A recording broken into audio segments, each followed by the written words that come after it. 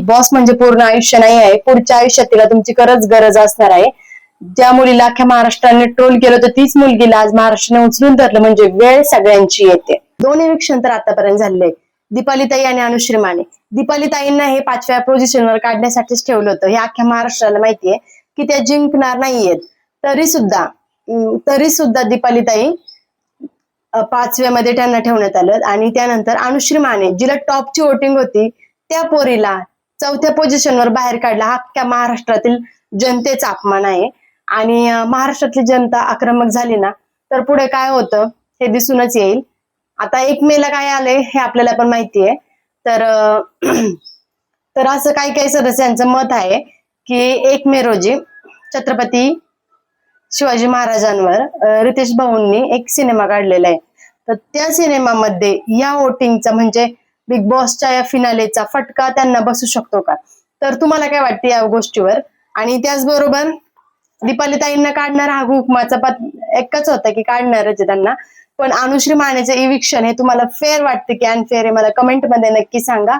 आणि आपल्या चॅनेलला प्लीज सबस्क्राईब करा. आपलं पहिलं चॅनल 2,500 सबस्क्रायबर झाले तिथं, पण ते काय एवढं व्यवस्थित आपलं सस्पेंड झालं कधी कारणामुळे,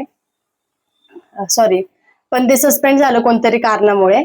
तर मला असं वाटतंय तुम्ही प्लीज एका चांगल्या प्लेअरला हे करा.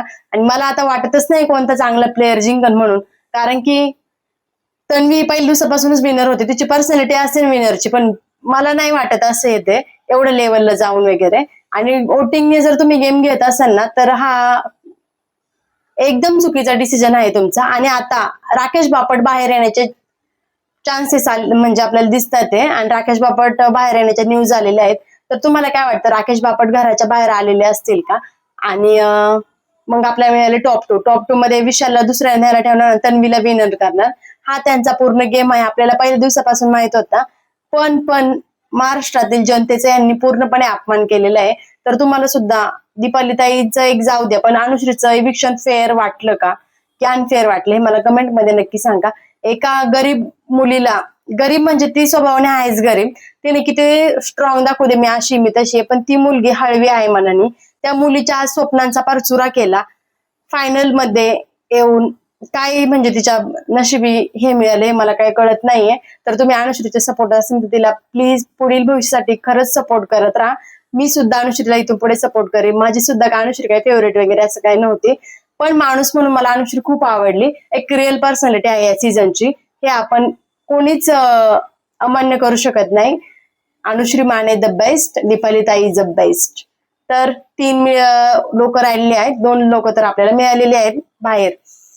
अनफॉर्च्युनेटली त्या दोघींचा प्रवास संपलेला आहे तिथे. आणि बिग बॉसची फिक्सिंग तिथं चाललेली आहे, ना की ऑडियन्सचं मत. तर ऑडियन्स खरंच सजाना असतील काही जण, तर प्लीज अनुश्रीच्या मागे तुम्ही खंबीरपणे उभे राहा. बिग बॉस म्हणजे पूर्ण आयुष्य नाही आहे, पुढच्या आयुष्यात तिला तुमची खरंच गरज असणार आहे. ज्या मुलीला अख्ख्या महाराष्ट्राने ट्रोल केलं होतं तीच मुलगीला आज महाराष्ट्राने उचलून धरलं म्हणजे वेळ सगळ्यांची येते. हो, वेळ सगळ्यांची येते. आणि अनुश्री मानेची देखील एक दिवस वेळ येईल. तर एवढंच बोलायचं होतं मला. आणि आता नवीन अपडेट आपण देत राहू. प्लीज आपल्या वंदना स्पीक्स या युट्यूब चॅनलला सबस्क्राईब करा.